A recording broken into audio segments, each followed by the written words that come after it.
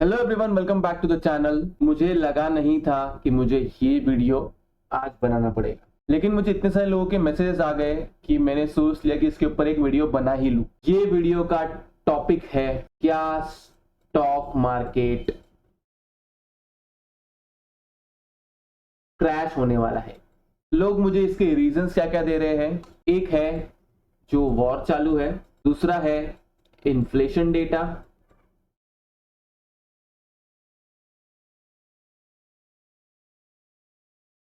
तीसरा है FII selling,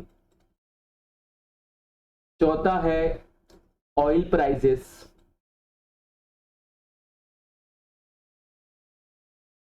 पांचवा है एफएनओ डेटा। तो आज हम लोग जो है ये सारे टॉपिक्स जो है कवर करने वाले हैं। इसके साथ साथ मेरा व्यू क्या है मार्केट को लेके, कि मैं मार्केट में पॉजिटिव हूं या नेगेटिव हूं, क्या मैं बेयरिश बन गया हूं या अभी भी बुलिश हूं। तो इसके लिए हम सबसे पहले जाएंगे चार्ट के ऊपर, क्योंकि ये जो सब कुछ है, जितने भी न्यूज है, इससे ज्यादा मैं मानता हूं मेरे टेक्निकल्स को। मार्केट मेरे हिसाब से टेक्निकल्स पर ही चलता है, चलता था और चलता रहेगा। न्यूज की वजह से मैक्स टू मैक्स 2 दिन या 3 दिन मार्केट ऊपर या नीचे हो सकता है। इसके अलावा इससे ज्यादा मैं नहीं मानता कि मार्केट ऊपर या नीचे होना चाहिए। तो अब हम जाएंगे चार्ट के ऊपर। अगर आप निफ्टी का चार्ट बहुत गौर से देखो, ये वो वाला राइज है जो हमने हाई बनाया हुआ था 19 अक्टूबर को, जब मैंने यहां लोगों को बोला कि मार्केट बुलिश नहीं है, मार्केट बेयरिश है। मेरा फर्स्ट टारगेट जो है वो है 16,500 दिसंबर से पहले। किसी ने भी ये टारगेट को माना नहीं, सबने कहा कि मैं बेवकूफ हूं, सबने कहा कि मैं पागल हो गया हूं। मार्केट जो है वो 19 की तरफ जा रहा है। तो अभी आप लोग जो है साइकोलॉजी समझो। सबसे पहली बात, जब मार्केट में फॉल आना होता है ना, पहली बात तो तुमको बता के नहीं आएगा। दूसरी मोस्ट इंपॉर्टेंट बात, फॉल हमेशा स्क्रीन पे आता है, कैप डाउन से बिल्कुल भी नहीं आएगा। अगर मार्केट को ऊपर जाना है या नीचे जाना है, पहली बात वो तुमको बताएगा नहीं। दूसरी बात, वो सिर्फ स्क्रीन पे आएगा। तुमको पहले से 500 पॉइंट का गैप अप या 500 पॉइंट का गैप डाउन करके वो ये नहीं बताएगा अरे मार्केट फॉल हो रहा है, मार्केट गिरने वाला है। ऐसा कभी नहीं होता है। साइकोलॉजी को बहुत अच्छे से समझो। यहाँ पे जब उनको रिटेलर्स को माल चिपकाना था तो हर दिन उन्होंने गैप अप किया है, और ये हर दिन लोगों ने बोले कि मैं पागल हुआ हूं और मार्केट जो है वो कभी नहीं गिरेगा। लेकिन उसके बाद में जो फॉल आया है ये वाला, ये सबको पता चलेगा कि ये क्यों आया है फिर, क्योंकि मार्केट टेक्निकल्स पे ही चलता है। 1 या 2 दिन वो लोग ने संभाला, ऑपरेटर्स ने पूरे रिटेलर्स को जो है माल चिपकाया, और उसके बाद में ये फॉल लेकर आया। ये चीज हमेशा ध्यान रखिए। अब हम वापस आते हैं हमारे रीसेंट टाइम पे। इधर जब इसने ये अप रैली दी, जब मार्केट इधर पहुंचा था, तब भी मैंने सेम चीज बोला कि जो अप रैली थी वो खत्म हो चुकी है, अब मार्केट फॉल होगा ही होगा। सेम सिनेरियो, जो चीज इधर हुई वही चीज यहाँ पे रिपीट हुई। नहीं मार्केट नहीं गिरेगा, अभी मार्केट न्यू हाई बनाएगा, 19 के जाएगा। सेम सपने जो लोगों ने इधर सजाए थे वो यहाँ पे सजाना चालू कर दिए। वापस क्या हुआ, पॉजिटिव पॉजिटिव रहा 4 दिन, उसके बाद में नीचे गिर गया। अब हम आते हैं हमारे रीसेंट टाइम्स की बात। आप अगर नोटिस करोगे तो हर दिन जो है वो गैप डाउन हो रहा है। इसका रीजन क्या है?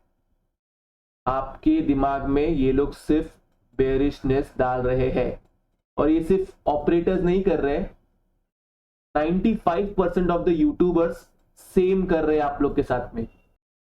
अब मैं आपको बताता हूं टेक्निकल्स पे कि आपको कब डरना चाहिए कि मार्केट जो है वो नीचे की तरफ जाएगा या नहीं जाएगा, या फिर आपको बाय करना चाहिए। इस चीज को अभी हम 3 हिस्सों में डिवाइड करते हैं। पहला है इन्वेस्टर पॉइंट ऑफ व्यू, दूसरा है ट्रेडर पॉइंट ऑफ व्यू, तीसरा है positional trader point of view. अगर आप एक इन्वेस्टर है तो आपके लिए सबसे इंपॉर्टेंट है, अगर मार्केट गिर रहा है, फॉल आ रहा है, तो आपको इसमें खुश होना चाहिए। एक अच्छा इन्वेस्टर अपने पोर्टफोलियो को और मार्केट को रेड देख के खुश होता है। अगर आपको सर्वाइव करना है तो आपको ये देखना है कि मार्केट का ओवरऑल व्यू क्या है, उसके साथ साथ आप कब तक इन्वेस्टमेंट कर सकते हो। एक अच्छा इन्वेस्टर जो होता है ना, उसके पास लास्ट मोमेंट पे भी बाय करने के लिए पैसा होता है, चाहे उसका कैपिटल 1 लाख हो ओवरऑल या फिर 1 करोड़ हो। तो अगर आपको फॉल मिल रहा है, इसका ये मतलब है कि आप फॉल देख के खुश होना चाहिए कि आपको इन्वेस्टमेंट करने का मौका मिल रहा है।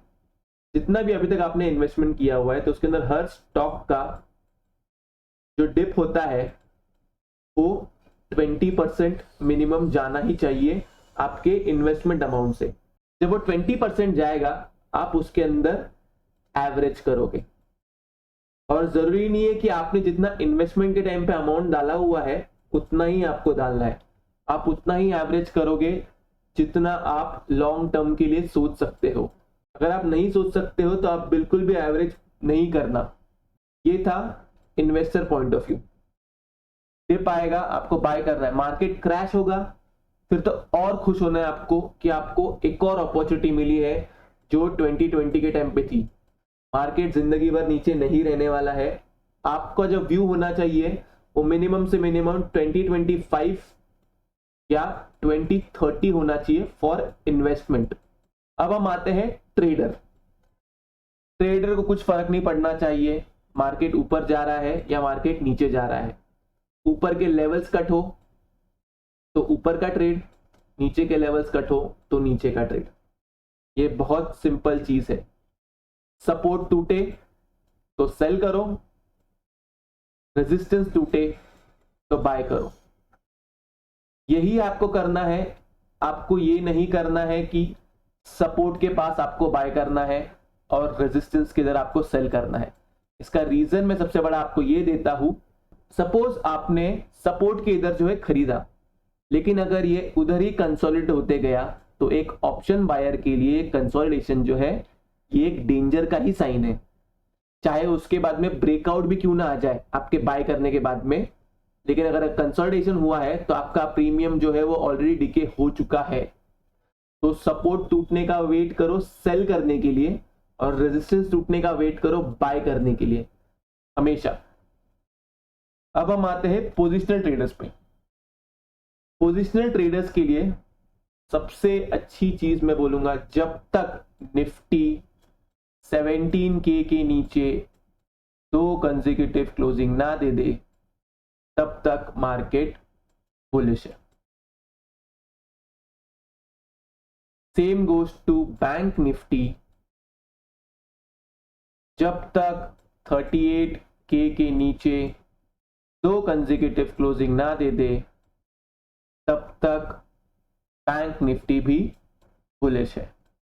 लेवल्स टूटने दो और मोस्ट इंपॉर्टेंट लेवल टूट के नीचे क्लोजिंग आने दो। अगर आप लोग चार्ट देखोगे, मैं आपको बहुत सिंपल चीज बताता हूं, अभी आपको चार्ट पे बता दो कि कैसा है ये।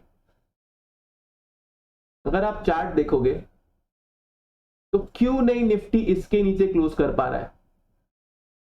अगर है इतना ही वीक है, इतना बड़ा गैप डाउन हो गया था, इतना गैप डाउन हो गया था और फिर इतना नीचे चला गया था, तो क्यों यहां से वापस ऊपर आया? अगर है तो इसके नीचे 2 क्लोजिंग दे दे एक बार अगर इसके नीचे 2 क्लोजिंग देगा तो मेरा एसएल हिट होगा।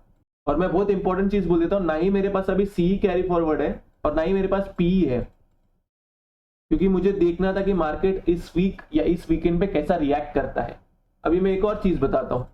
अब सब जो है वो इस चीज को लेके रो रहे हैं, अरे इतना गैप डाउन होने वाला है, और ये डर का माहौल पैदा किया जा रहा है। मेरे हिसाब से जो मुझे लग रहा है, जो मेरा एक्सपीरियंस कहता है, मार्च एंड से पहले मार्केट अपना एक न्यू हाई बना देगा। का सबसे बड़ा रीजन क्या है? वो है अब तक का सबसे बड़ा आईपीओ। वो कौन सा है? LIC। अगर ये मार्च में आ रहा है, अगर गवर्नमेंट को इसमें इन्वेस्टमेंट चाहिए और इसको फेल होने नहीं देना है गवर्नमेंट को, तो गवर्नमेंट क्यों चाहेगी कि मार्केट जो है वो नीचे गिरे? गवर्नमेंट को चाहिए कि ये आईपीओ जो है, जो सबसे बड़ा आईपीओ है अब तक का, वो सबसे ज्यादा सक्सेसफुल हो। तो मार्केट को ये लोग ऊपर ही रखेंगे मार्च एंड से पहले, और मार्केट एक नया हाई बनाएगा ही बनाएगा। लेकिन समझो कि मैं गलत हो जाता हूं ये सब चीजों में, तो हमको कब पता चलेगा कि मैं गलत हो जाऊंगा? बहुत सिंपल है, हमको पता चलेगा जब हमको चार्ट पे दिखेगा इतना ही प्रॉब्लम है और इतना ही वीकनेस है मार्केट के अंदर, तो मार्केट 17,000 के नीचे भी क्यों नहीं क्लोज कर रहा है? कराओ मार्केट को क्लोज 17,000 के नीचे, क्यों नहीं क्लोज हो रहा है इतने दिनों से? इधर से जब से ये ऊपर गया है, कौन सा डे है ये? 27 दिसंबर से जब से ये ऊपर गया है, उसके बाद से एक भी बार एक क्लोजिंग 17K के नीचे नहीं आई है। जबकि मार्केट ने वीकनेस बहुत दिखाया है, लेकिन हर बार मार्केट ऊपर ही आके क्लोज हो रहा है। Apart from this trend line, मैं आपको एक और ट्रेंड लाइन ड्रॉ करके बताता हूं।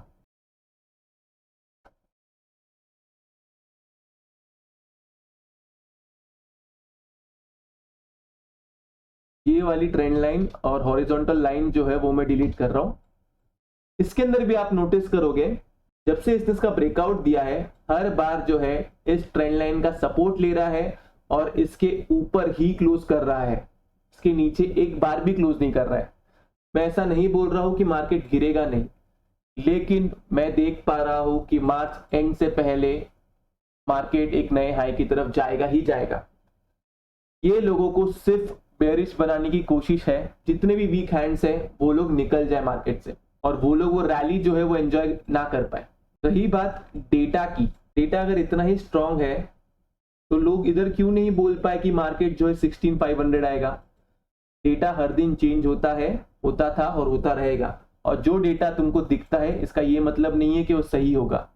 क्योंकि जिस दिन मार्केट ने फॉल दिया 17,000 से 16,400 तक का, तब तक किसी के पास कोई डेटा भी नहीं था कि ये आने वाला है, और मैं ही था बोलने वाला कि मार्केट फॉल करेगा, और मैं ही अभी हूं बोलने वाला कि मार्केट अभी फॉल नहीं करेगा, मार्केट हर बार अपना सपोर्ट लेगा। आपको सिर्फ ध्यान रखना है कि 17K के नीचे अगर दो कंसेक्यूटिव क्लोजिंग आ गई, आपको बाय साइड में नहीं रहना है, लेकिन तब तक आप लोग बाय साइड में ही रहिए। अगर ये टूट जाता है ये लेवल, तब हम सेल साइड में रहेंगे और फिर बिंदास सेल करेंगे। फिर तभी हमारा टारगेट जो नीचे का आएगा वो रहेगा 16K और 15,800, जो मुझे लगता नहीं आएगा। तो आपको सिर्फ 3 इंपॉर्टेंट चीज का ध्यान रखना है: 17K के नीचे क्लोजिंग, 2 कंसेक्यूटिव, ये वाली ट्रेंड लाइन, और जो ये वाली जो ट्रेंड लाइन मैंने बताया था वो वाली ट्रेंड लाइन। कल अगर निफ्टी और बैंक निफ्टी जैसा SGX बता रहा है, अगर ये उधर ओपन होता है, तो मैं निफ्टी को बाय करना चाहूंगा 17K से 17,150 जो है, ये जो जोन है इधर मैं बाय करना चाहूंगा, जिसमें मेरा SL रहेगा 17K और मेरा टारगेट रहेगा 18K, क्योंकि इसमें मेरा रिस्क और रिवॉर्ड ज्यादा अच्छा बैठ रहा है। SL मेरा जो है वो 100 से 150 पॉइंट्स का है। अगर 17K के जरिए खुल जाता है तो फिर मेरा SL जो है वो और कम है। SL आपको क्लोजिंग बेसिस पे लगाना है। रही बात बैंक निफ्टी की, बैंक निफ्टी में बाय सिर्फ मैं 2 ही जगह करना चाहूंगा, वो है 38,840 के ऊपर और एल्स 37,200 से 500 के इधर।